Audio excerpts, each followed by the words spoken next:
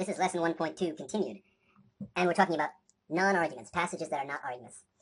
So a conditional statement was an example of one statement that's not an argument because an argument has to have two statements. Now let's talk about cases where we have multiple statements, and they may be related, but there's no argument. And the defining feature here is that there's no attempt to prove or convince. So the next type of non-argument that I want to talk about is what we call an explanation. An explanation can be a very tricky thing. An explanation can look a lot like an argument. And an explanation often uses the same language, the same type of language that arguments use. In fact, when I tell you how I want to define explanation, I bet you're going to think that sounds just like what he said an argument was. But I'll try and make the difference clear. We said that an argument happens when someone offers a reason to believe that something is true. Now, an explanation doesn't do that. But an explanation offers you a reason why something is true. Now, I bet you're thinking, look, that sounds the same thing. But there's a difference. Offering a reason why, I can offer you a reason why something's true, and not be offering you a reason to believe it. So, let me give you an example.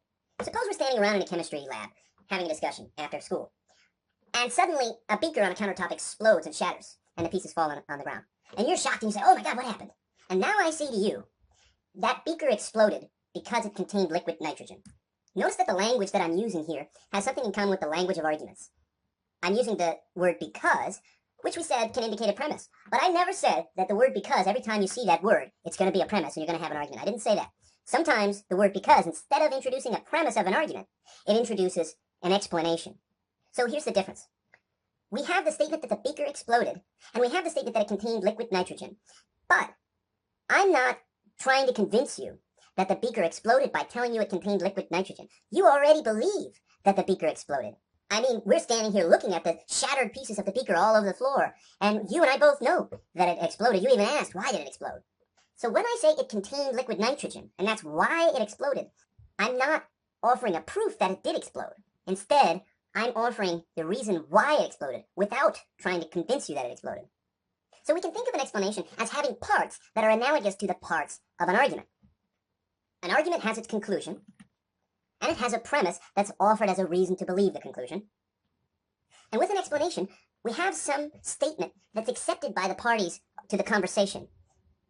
And the explanation is offered not as a reason for anyone to accept the statement, because it's already accepted, but as explaining the reason why it's true.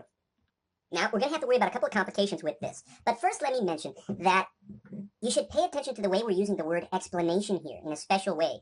Outside of logic class, you may hear the word explanation used, or the word explain used, in a very generic kind of way. So people sometimes say things like, let me explain, or I explain, and then they just say some stuff. Like you might go into a store, try to return something. Say you got to return a video game. And the person at the store says, let me explain our return policy for you. Our return policy is that we don't do returns. Now that seems like a normal use of the word explain in everyday use outside of logic class. But when we talk about explaining in logic class, that's not explaining. He just told me that's the policy. An explanation in the logic class sense has to give me the reason why something's true. So be careful that you're not thinking of explain, an explanation, in that generic outside of logic class way. A passage that says a number of things but doesn't tell you the reason why something's true, that's not an explanation. Now, I said there were going to be some complications, so let's get into that. An explanation consists of a statement or statements that are offered as the reason why something is true.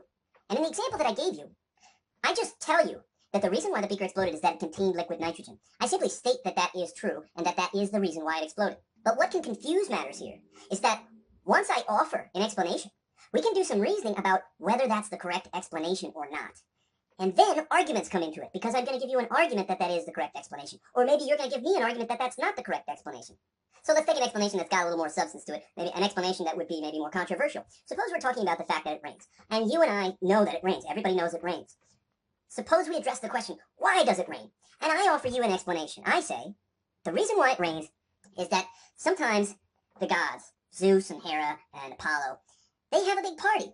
And the gods, they drink wine, and there's a bunch of them up there getting drunk, and they have to relieve themselves as the night goes on, or as their time goes on. And so that comes down on us in the form of rain. Rain is the gods peeing on us.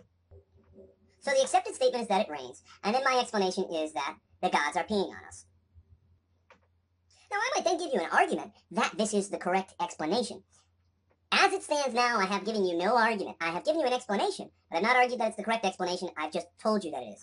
But if I say, we know the gods like wine because everybody likes wine. Who doesn't like wine? And we know that they're up there partying because we hear noise coming from up there. There's a rumbling in the sky because the gods are up there dancing around. And so, of course, they're having a party, and that means they're drinking wine. So, of course, that must be why we experience rain. Now I've given you an explanation, plus I've given you an argument as to why you should believe that explanation. So these two things, argument and explanation, can be mixed up together. But when an explanation occurs, and a person simply states, this is the reason, that is not an argument. That's just an explanation. Now, there's one more complication here, and that is that whether something's an argument or whether it's an explanation has to do with the person's motivations who's saying the things that they're saying. Are they offering you a reason to believe, or are they just offering you a reason why? And that means that the same language, the same string of words, could be an argument or it could be an explanation, depending on the context. Let me give you an example. Suppose that one day I come home and I check my mailbox and I don't see any mail in the mailbox. Then I go inside, and let's say I have a roommate, and I say to my roommate, there's no mail today, that's funny. And then my roommate says to me, there's no mail today because it's Sunday. Now take a second to consider, would that be an argument or would that be an explanation? It's an explanation. That is, I already believe that there's no mail. I just said there's no mail. I checked. I don't know why there's no mail. And my roommate is reminding me that today is Sunday so that I'll understand, that's why there's no mail. Now let me tell you a different story. And it's going to lead up to the same sentence. Suppose I wake up in the morning, and I get dressed, and I haven't been outside yet. And I have a roommate, and I say to my roommate, I'm going to go and check the mail, because I'm expecting some money. And then my roommate says, wait, don't even bother going outside. There's no mail today, because today is Sunday. It's the exact same string of words. But in this case, is it an explanation again, or is it an argument? It's an argument. We can tell that my roommate is trying to convince me that there's no mail, offering me a reason to believe what I don't already believe, that there's no mail today, by reminding me that it's Sunday. So the motivation in this case is different. So there's something that can be pretty tricky about explanations. The same sentence, the same string of words, could be an explanation in one context, and it could be an argument in another context. Now, obviously, I can't give you a test and put, there's no mail today because it's Sunday. Is that an explanation or is that an argument? If I was going to give you a question like that, I would have to give you a background story leading up to the sentence so that you'd have some context to say whether it's an explanation or whether it's an argument. And the overall theme here is that an explanation is one of the most difficult things to distinguish from an argument.